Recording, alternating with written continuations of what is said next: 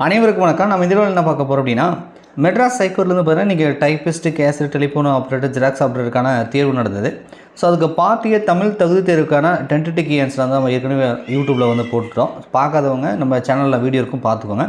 இந்த வீடியோவில் part B பொது அறிவு, இதான் வந்து மெயின் பேப்பர். ஸோ இதில் வந்து நீங்கள் எத்தனை கேள்விகள் சரியாக அட்டன் பண்ணியிருக்கீங்களோ அதை பேஸ் பண்ணி தான் வந்து அவங்க மெயின் கட் ஆஃபுக்கு வந்து எடுத்துப்பாங்க, ரைட்டா? ஸோ அதனால் ரொம்ப ரொம்ப இம்பார்ட்டன்ட். ஸோ நம்ம வின்னர்ஸ் கிளாஸ் அகாடமியால் கொடுக்கக்கூடியது இது வந்து பார்த்தீங்கன்னா ஒரு டென்டேட்டிவான கீ தான். ஸோ என்னுடைய நாலேஜுக்கு எட்டிப்படி நான் வந்து ஆன்சர் சொல்கிறேன். 1-2 முன்னப்பண்ண இருக்கலாம். பட் எப்படி இருந்தாலும் நெக்ஸ்ட் வீக் பார்த்தீங்கன்னா 1 or 2 டேஸ்லேயே நம்ம ஒர்க்கிங் டேஸ்ன்றதுனால ஸோ நமக்கு டென்டேட்டிவ் கீ ஆன்சர் அஃபிஷியலாகவே கொடுத்துருவாங்க. அப்போ வந்து நம்ம வந்து கிராஸ் செக் பண்ணிக்கலாம். இப்போதைக்கு என்ன ஆன்சர் பண்ணுறது பார்க்கலாம். ஸோ மேஜராக வந்து மேக்ஸ்க்கிறதுனால ஒரே வீடியோவில் என்னால் வந்து ஆன்சர் போட முடியல.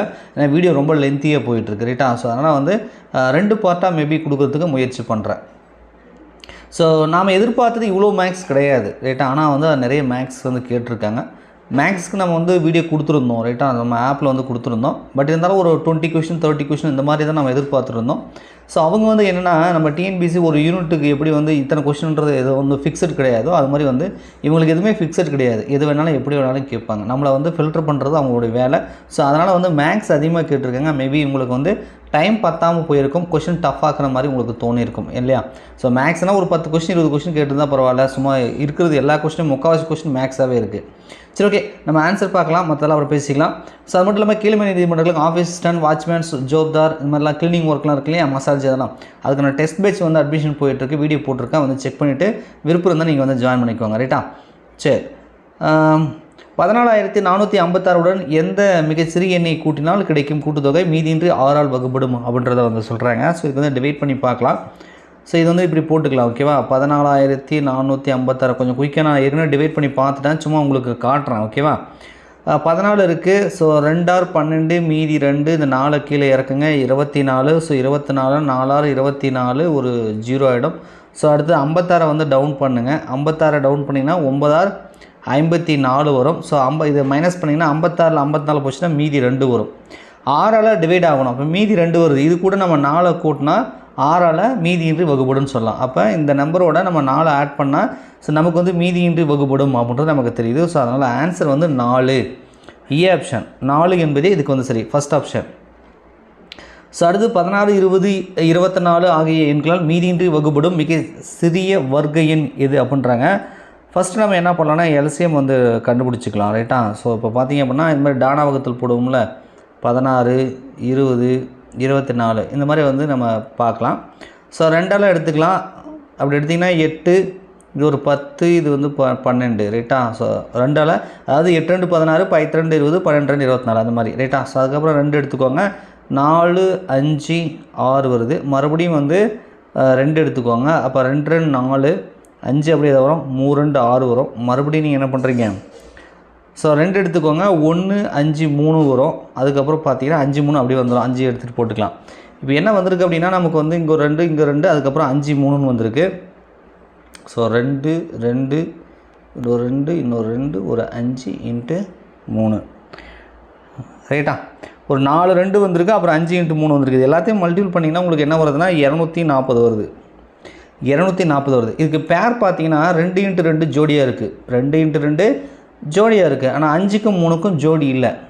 5க்கும் 3க்கும் ஜோடி இல்லாமல் இருக்குது. ஸோ அதனால் நம்ம மீதியின்றி இவங்க சொல்லியிருக்காங்க இல்லையா, என்னால் மீதியின்றி வகுப்படும் மிக சிறிய வர்க்க எண் இப்படிலாம் கொடுத்துருக்கிறதுனால இதுக்கு நம்ம வர்க்கனா வந்து டபுளாக இருக்கணும். அதனால் 2 × 2, அதாவது 2² சொல்லுவோம்ல, அதனால் அப்போ தான் வர்க்கம் நம்பர் கிடைக்கும்.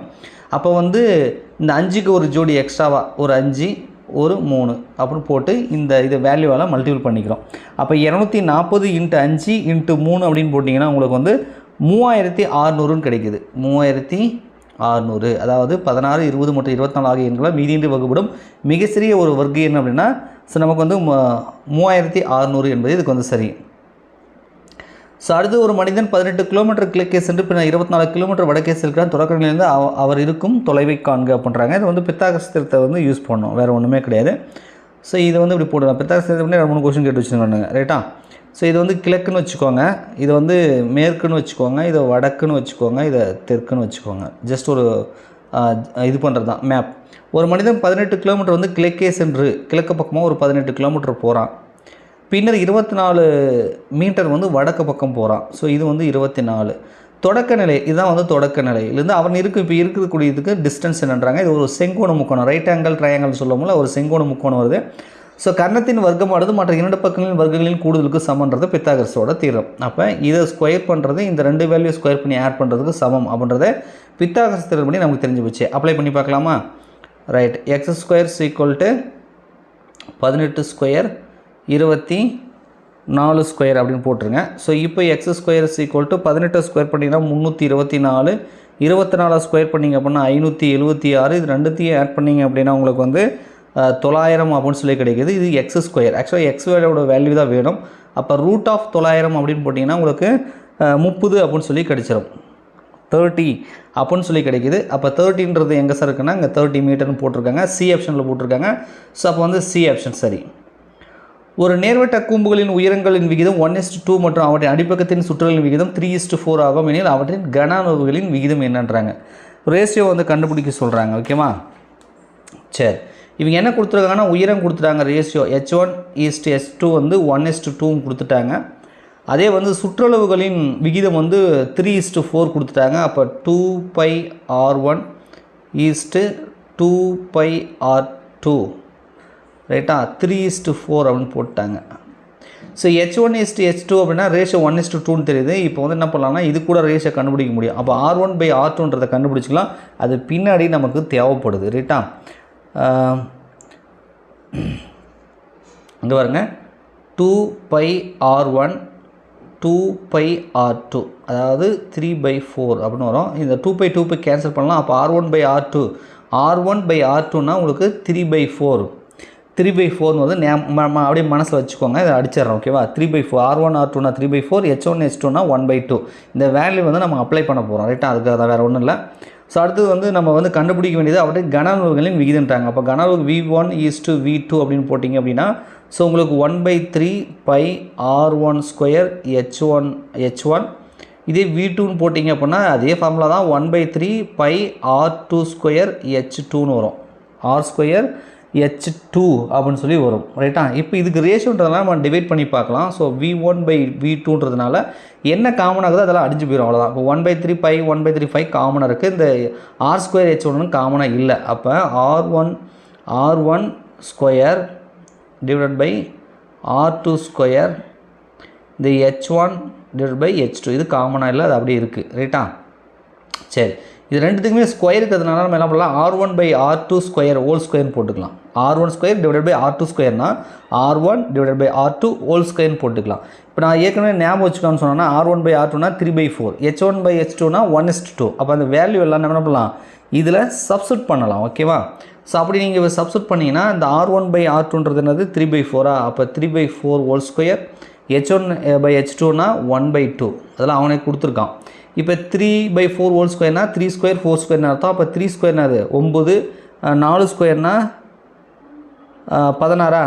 இது 1/2. அப்போ என்ன வரும்னா 9/16 இன்ட்டு 1/2 அப்படின்னு சொல்லி வருது. அப்போ இது சிம்பிளிஃபை பண்ணிங்கன்னா உங்களுக்கு வந்து பார்த்தீங்கன்னா 2 × 16 32 வருது. ஸோ அப்போ 9/32ன்னு வருது நமக்கு. 9/32 அதாவது V1/V2. இதை ரேஷியோவில் சொல்லணும் அப்படின்னா நம்ம 9:32 அப்படின்னு சொல்லலாம்.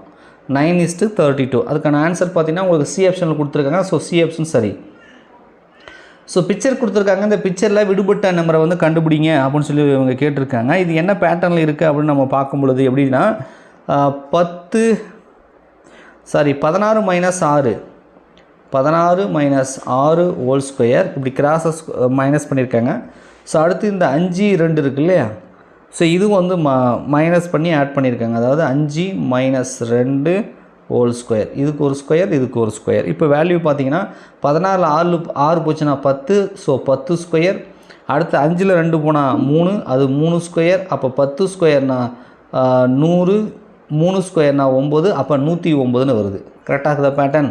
இப்போ இந்த பேட்டர்னை இந்த படத்துக்கு அப்ளை பண்ணுவோம். ரைட்டா, 17 - 13 17 - 13 ஹோல் ஸ்கொயர் ப்ளஸ் இந்த 51 - 48 51 - 48 ஹோல் ஸ்கொயர். இதை சிம்பிளிஃபை பண்ணணும். 17ல் 13 போச்சுன்னா 4 ஸ்கொயர், இந்த பக்கம் போகிற பாருங்க 4 ஸ்கொயர் ப்ளஸ் 51ல் 48 போச்சுன்னா 51ல் 48 போச்சுன்னா 3 ஸ்கொயர். அப்போ 4 ஸ்கொயர்னா 4 16, 3 ஸ்கொயர்னா 9, அப்போ 16 + 9 25. ஸோ கொஷின் மார்க் இருக்கக்கூடிய இடத்துல வர வேண்டிய நம்பர் வந்து 25. ஸோ சி ஆப்ஷனில் கொடுத்துருக்காங்க. ஸோ சி ஆப்ஷன் சரி. ஸோ அடுத்தது பார்த்தீங்க அப்படின்னா, ஒரு பின்னத்தின் தொகுதியை 50% அதிகரிக்கும் பகுதியை 20% பகுதியை வந்து 20%, அதாவது நியூமரேட்டர் டினாமினேட்டர் தான் இவங்க இப்படி சொல்கிறாங்க, தொகுதி பகுதின்னு சொல்லி ரைட்டா. 20% குறைத்தால் அந்த பின்னமானது 3/5 ஆகிறதுனில் அசல் பின்னத்தின் மதிப்பு என்ன அப்படின்னு சொல்லி வந்து கொடுத்துருக்காங்க. ஸோ இப்போ என்ன பண்ணலாம்னா, நம்ம 50% அதிகரிக்கிறாங்க, அந்த நம்பர் தெரியாது. ஸோ நம்ம 100க்கு 150 ரைட்டா. ஸோ அப்போ 150x / 100 அப்படின்னு வச்சுக்கலாம். எக்ஸட்ரா தான் நமக்கு தெரியாது, அந்த நம்பர் தெரியாதனால நான் அப்படி வச்சுக்கிறேன். சரி, இதை தான் வந்து அவங்க என்ன சொல்கிறாங்க அப்படின்னா,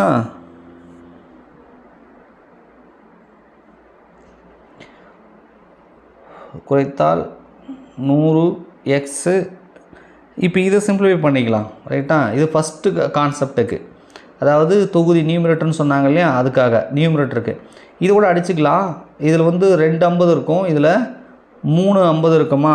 ஸோ அப்போ சிம்பிளிஃபை பண்ணிங்கன்னா உங்களுக்கு 3x/2ன்னு கிடைக்குது. இது நியூமரேட்டருக்கு, அதாவது தொகுதிக்குன்னு வச்சுக்கோங்களேன்.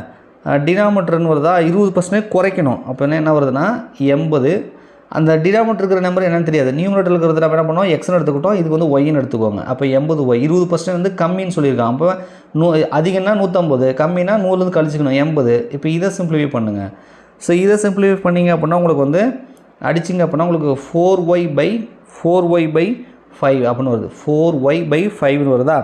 இப்போ ஃப்ராக்ஷனாக எப்படி இருக்குன்னா, இது நியூமரேட்டர், இது டினாமினேட்டர். அப்போ என்ன வரும்னா 3x/2 ஹோல் டிவைடட் பை 4y/5ன்னு வரும்.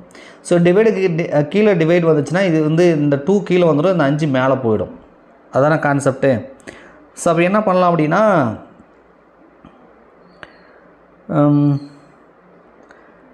அதை அப்படியே சிம்பிளிஃபை பண்ணி பார்க்கலாம். 3x = 4y. இப்போ இந்த நம்பர் எப்படி இருக்குன்னா, இந்த 2 வந்து கீழே வந்திருக்கும். ஸோ இந்த 5 வந்து மேலே போயிருக்கும், இந்த 5 வந்து மேலே போயிருக்கும். அப்போ இதை மல்டிபிள் பண்ணுங்கள், 15. ஸோ 15x கீழே வந்து 4 2 8, ஸோ 8y. 15x 8yன்னு வருது ரைட்டா. இதுதான் எதுக்கு ஈக்குவல்னு போட்டிருக்கானுங்க, 3/5 போட்டிருக்காங்க. அப்போ 15x / 8y = 3/5 அப்படின்னு போட்டிருங்க ரைட்டா. ஸோ இதை அப்படியே ஞாபகம் வச்சுக்கோங்க. 15x / 8y வந்திருக்கு. இதை வந்து நம்ம அவங்க கொடுத்துருக்குது படி பார்த்தீங்கன்னா இதை = 3/5ன்னு போட போகிறோம். ஸோ 15x = 8y = 3/5 அவங்க கொடுத்துருக்கிறதுக்கு நம்ம ஈக்குவல் பண்ணுறோம் ரைட்டா. ஸோ இப்போ நமக்கு தேவை வந்து x/y, அந்த நம்பரை தானே கண்டுபிடிக்கணும். அப்போ xyயை வச்சுட்டு மீதிக்கிற நம்பர்லாம் எடுத்துன்னு போயிடுங்க, எக்ஸும் ஒய்யும் வச்சுக்கோங்க. இந்த 15 ஈக்குவல்ட்டுக்கு இந்த பக்கம் வந்துச்சுன்னா பெருக்கில் இருக்கிறது வகுத்தலாக போயிடும். அப்போ 3/5 வகுத்தில் இந்த 15 போயிடும்.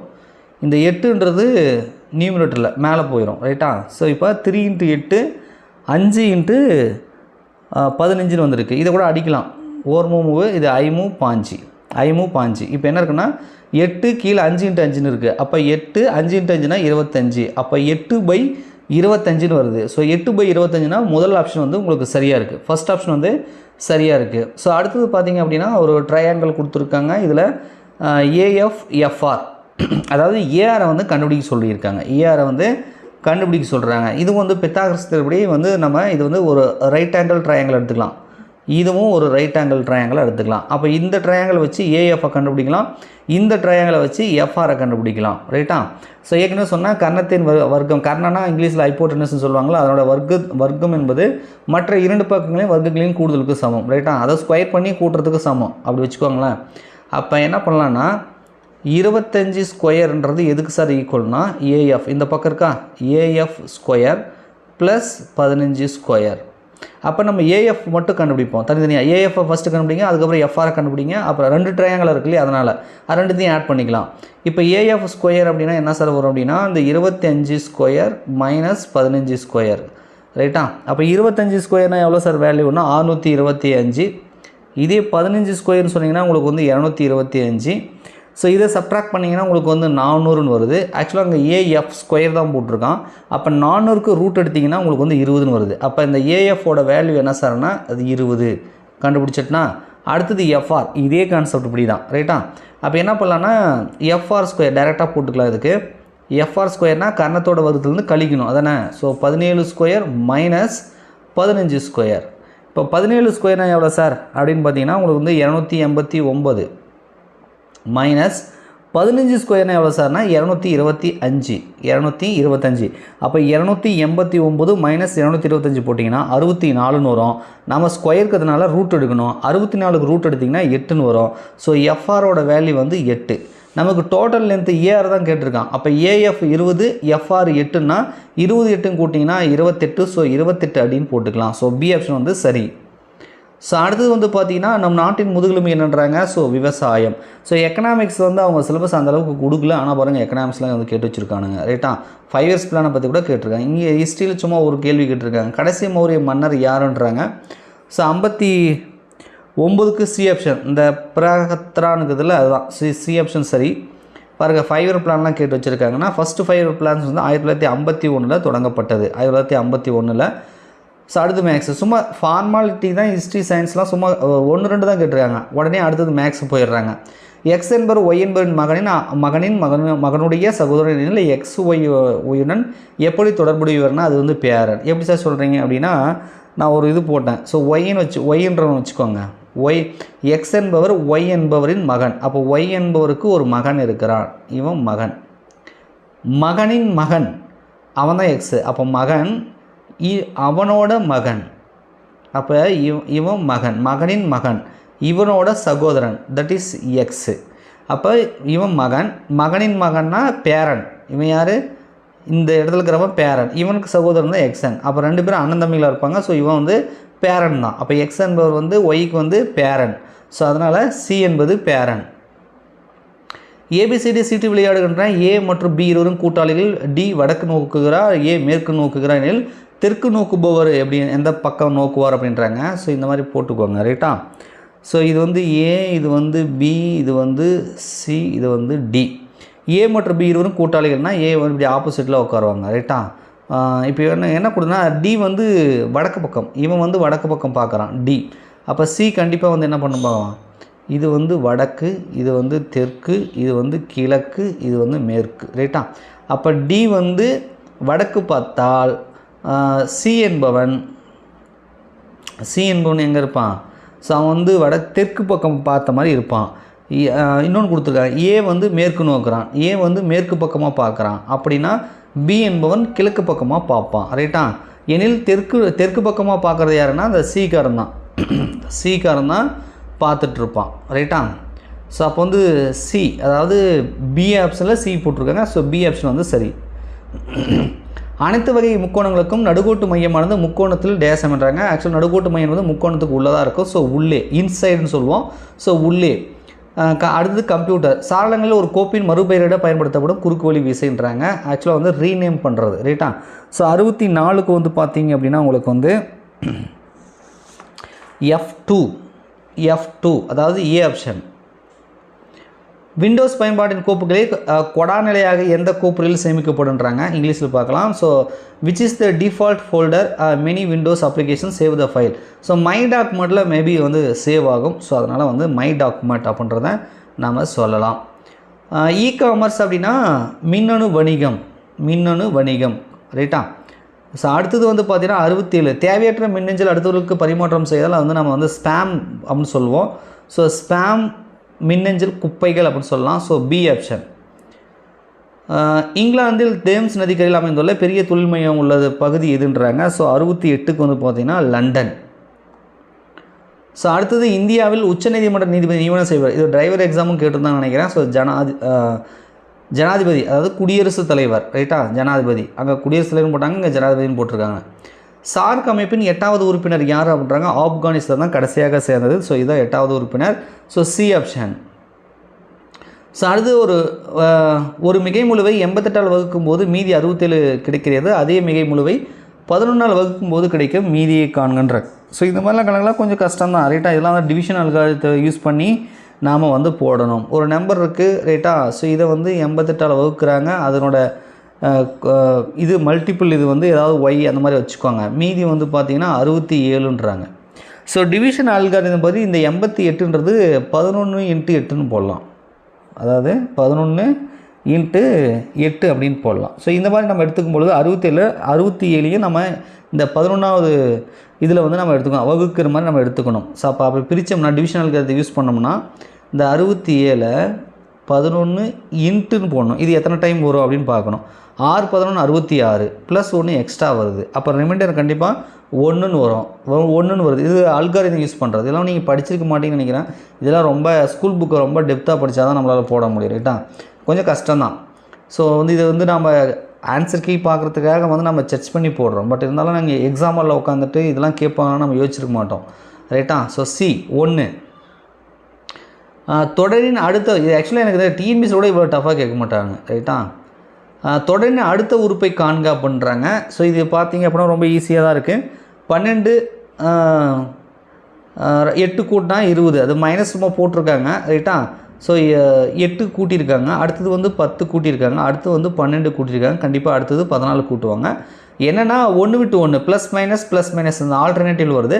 ஸோ மைனஸ் வந்ததுனால கண்டிப்பாக அடுத்த நம்பர் வந்து பாசிட்டிவில் தான் இருக்கும். அப்போ 42 கூட 14 கூட்டுங்க 6 56. ஸோ கண்டிப்பாக வந்து ப்ளஸ் வந்து 56 அதான் இருக்கும். ஸோ ஏ ஆப்ஷன் வந்து சரி. பாரி ஒரு வேலையை 4 மணி நேரத்தில் முடிப்பார், அவர் நண்பர் இவன் அதே வேலையை 6 மணி நேரத்தில் முடிப்பார் எனில் இவரும் சேர்த்து செய்த வேலைன்றாங்க. ஸோ அப்போ 1/4 + 1/6ன்னு போடுங்க. ஸோ அப்படி போட்டிங்கன்னா கிராஸ் மல்டிப்ளிகேஷன் 6 + 4 6 24 4 இது ஒரு 6 6 4 10. ஸோ 10/24ன்னு வருது. இதை ஏதாவது அடிக்க முடியுமான்னு பாருங்கள். 10/24ன்னு வருது. ஸோ 5ஆம் வாய்ப்பால் அடிக்கலாம். ஸோ 5/12 அப்படின்னு சொல்லி வருது. ஆக்சுவலாக கீழே இருக்கிறத நம்ம வேல்யூ நம்ம என்ன பண்ணலாம், ரெசிப்ரோக்கல் பண்ணி நம்ம டிவைட் பண்ணிக்கலாம். அப்போ 12/5ன்னு போடுங்க ரைட்டா. ஸோ 12/5 போட்டிங்கன்னா 1 5 5 2 5 10 மீதி 2 4 5 20 புள்ளி வச்சு 0 போட்டால் 4 5 20. அப்போ 2.4 அப்படின்னு சொல்லி வருது. 2னா 2 மணி நேரம், ஆனால் எல்லாத்துலேயுமே 2 மணி நேரம். அப்போ 0.4ன்னு வருது. அப்போ 60 × 0.4 அந்த 0.4 வந்துச்சு இல்லையா. ஸோ அதை வந்து நிமிடத்துக்கு நம்ம வந்து கன்வெர்ட் பண்ணிக்கணும். அப்போ 60 × 0.4 போடுங்க. ஸோ அப்படி போட்டிங்க அப்படின்னா உங்களுக்கு வந்து 24 மினிட்ஸ்னு வருமா. ஸோ அது எங்கடா இருக்குன்னா சி ஆப்ஷனில் இருக்குது. 2 மணி நேரம் 24 நிமிடங்கள் அப்படின்னு சொல்லி கிடைக்கிது ரைட்டா. ஸோ சி ஆப்ஷன் வந்து சரி. ஸோ அடுத்தது வந்து பார்த்திங்கன்னா 10 மீட்டர் 5 மீட்டர் 1.5 மீட்டர் உள்ள ஒரு நீர்த்தொட்டியின் கொள்ளளவு என்னன்றாங்க. இதை ஆக்சுவலாக வந்து அப்படியே மல்டிபிள் பண்ணிவிடுங்க. உங்களுக்கு ஒரு விஷயம் வந்து தெரிஞ்சுக்கணும். என்ன சார் தெரிஞ்சுக்கணும் அப்படின்னா சொல்கிறேன் பாருங்கள். 1 metre cube = 1000 litre. 1 metre cube அப்படின்னு சொன்னாங்கன்னா 1000 லிட்டருக்கு சமம் அப்படியா ரைட்டா. ஸோ இப்போ இதை 3த்தையும் மல்டிபிள் பண்ணிங்கன்னா 10 மீட்டர் 5 மீட்டர் 1.5 மீட்டர்லாம் நீங்கள் மல்டிபிள் பண்ணிங்கன்னா உங்களுக்கு வந்து 75 மீட்டர் கியூப் அப்படின்னு சொல்லி கிடைக்கும். ஸோ 75 மீட்டர் கியூப்னா 1 மீட்டர் கியூபுக்கு 1000 லிட்டர் சொல்லிட்டேன். அப்போ இதை வந்து 1000ஆல் மல்டிபிள் பண்ணணும். அப்போ 7 5 3 0 1 10 100 1000 10000. ஸோ 75,000 லிட்டர் வருது. ஸோ ஆன்சர் எங்கே சார் இருக்குன்னா அதை பாருங்கள் டி ஆப்ஷனில் போட்டிருக்காங்க. ஸோ டி ஆப்ஷன் வந்து சரியாக இருக்கும். முதல் 11 இயல் எண்களின் வர்க்கங்களின் சராசரி என்ன பண்ணுறாங்க, மீன் வேல்யூவை கண்டுபிடிக்க சொல்கிறாங்க. ஆக்சுவலாக வந்து கூடுதலுக்கான ஃபார்முலா என்ன பார்த்தீங்கன்னா 1/6 n × n + 1 2n + 1 அப்படின்றது ஃபார்முலா. இது கூட்டுத்தொகை. இதுக்கு வந்து சராசரி கண்டுபிடிக்கணும். 11 நம்பர் சொல்கிறாங்க. அப்போ /11 வரும். இப்போ என்னன்றது 11 அப்ளை பண்ணுங்கள் ஓகேவா. ஸோ என்னன்றது 11 n + 1ன்னா 12 2n + 1 அப்படின்னா 22 23 ரைட்டா. இங்கே ஒரு 6 இருக்குது. ஆக்சுவலாக இதான் கூட்டுத்தொகை. நான் சராசரின்றதுனால /11 போட்டிருக்கேன். சிம்பிளிஃபை பண்ணுறது ஈஸியாக இருக்குமேன்னு. ஏன்னா இங்கே 11 கேன்சல் பண்ணிக்கலாம். 1 6 2 6 12. அப்போ 2 × 23 வருது. ஸோ 2 × 23னா 46 பாருங்கள் 46 போட்டிருக்கானா. ஸோ பி ஆப்ஷன் 46 என்பது இதுக்கான விடை. ஸோ அடுத்து ஒரு பகடியானது டேஸ் இருக்கும்போது அதன் 6 முகங்களுக்கும் சமவாய்ப்புடையவை என அழைக்கப்படுகிறதுங்க. இது வந்து ஃபேர்னு சொல்லுவோம். ஸோ சீரானதாக இருக்கணும் ரைட்டா, சீரானதாக இருக்க வேண்டும். ஸோ அடுத்து ஃபைண்ட் த நெக்ஸ்ட் டேர்ம் அப்படின்னு சொல்லி வந்து போட்டிருக்காங்க. ஆக்சுவலாக வந்து கொஷின் மிஸ்டேக்காக இருக்கும் போல் எனக்கு தோணுது. உங்களுக்கு எப்படி இருக்குன்னு சொல்லி நீங்கள் சொல்லுங்கள். ஓகேவா? சரி, எப்படி சார் அப்படின்னா இந்த நம்பர் எப்படி வருது அப்படின்னா ஃபஸ்ட் நம்பர் வந்து 10 கியூப். 10 கியூப்னா என்னது? 1000. 1000ல் 1 போச்சுன்னா 999 வந்துடுச்சுங்களா? இது ஃபஸ்ட்டு நம்பர். ரெண்டாவது நம்பர் 730. அது எப்படி சார் வந்துச்சுன்னா இங்கே 10 கியூப் போட்டாங்களா, இங்கே 9 கியூப்னு போடுறது. 9 கியூப் ப்ளஸ் 1 ரைட்டா? அதாவது ஃபஸ்ட்டு -1 அடுத்தது +1 -1 மாற்றி மாற்றி போட்டிருக்காங்க. அப்போ 9 கியூப்னா என்ன சார்னா 729. இது கூட ஒன்று கூட்டிங்கன்னா 730. -1 இது +1. அடுத்தது கண்டிப்பாக மைனஸ் வரணும். ஸோ 8 கியூப் -1 அப்படின்னு போடுங்க. 8 கியூப்னா 512. -1ன்றதுனால கண்டிப்பாக இது 511. 1 போச்சுன்னா 511 வந்துருச்சா? ஸோ இப்போ பாருங்கள் 10 கியூப் போட்டேன், 9 கியூப் போட்டேன், 8 கியூப் போட்டேன். கண்டிப்பாக அடுத்தது 7 கியூப். ஸோ இங்கே -1 கடைசியாக போட்டதுனால கண்டிப்பாக இது +1. அப்போ 7 கியூப்னா என்ன சார் அப்படின்னா 343 வருது.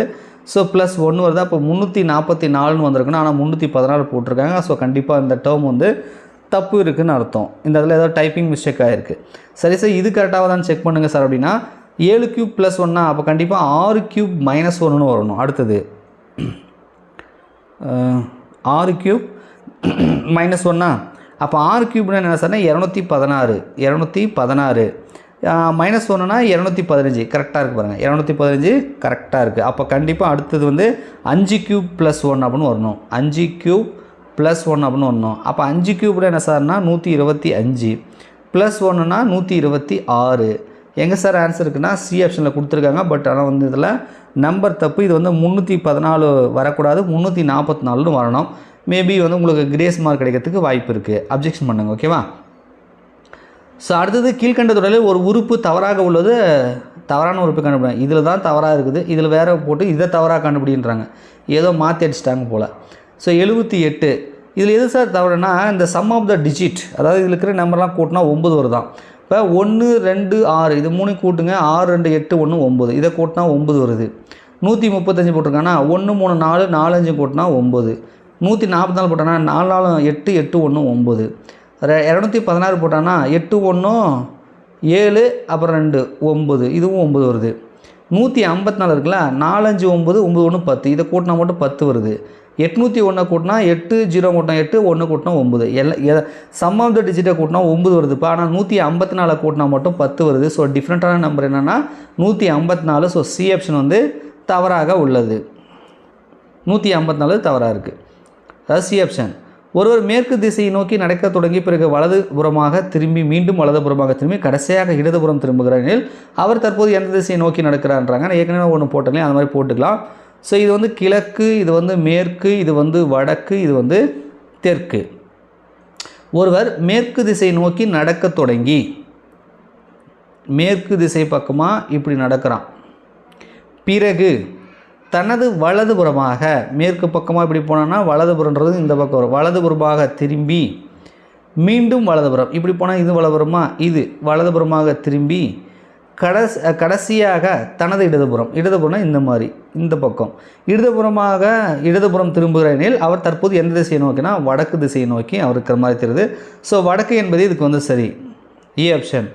ஸோ அடுத்து அலுமினியத்தின் முக்கிய ஆதாரம்னா பாக்சைட்டா.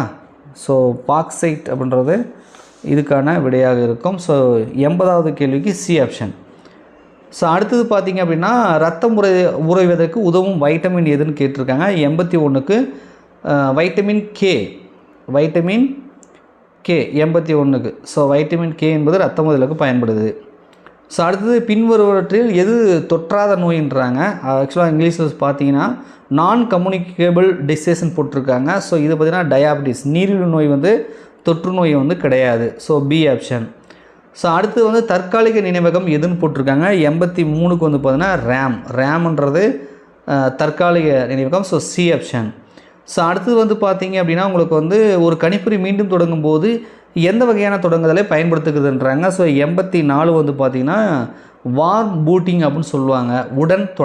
உடனடியாக தொடக்கம் அப்படி தான், உடன் தொடக்கம் அப்படின்றது சரி. ஸோ அடுத்து கணிப்பொறியின் மைய செயலகத்தில் பிட்டுகளின் எண்ணிக்கை எவ்வாறு குறிப்பிடப்படுகிறதுன்றாங்க. ஸோ 85க்கு பார்த்தீங்கன்னா வேர்டு லென்த்து அப்படின்னு போட்டிருக்காங்க. ஸோ வேர்டு லென்த் என்பதே சரி. ஒரு கிலோபைட் என்பது எத்தனை பைட்டுகள்ன்றாங்க. ஆக்சுவலாக ஒரு கிலோபைட் அப்படின்னா 1024 பைட்டு ரைட்டா. அதாவது பிட்டுன்னு சொல்லுவோமா, பிட்டா பைட்டா.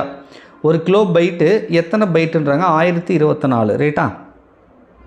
1024 கேபின்றது ஒரு எம்பி. அந்த ஒரு எம்பி தான் அவங்க வந்து அந்த கிலோ பைட் அப்படின்ற மாதிரி சொல்கிறாங்க.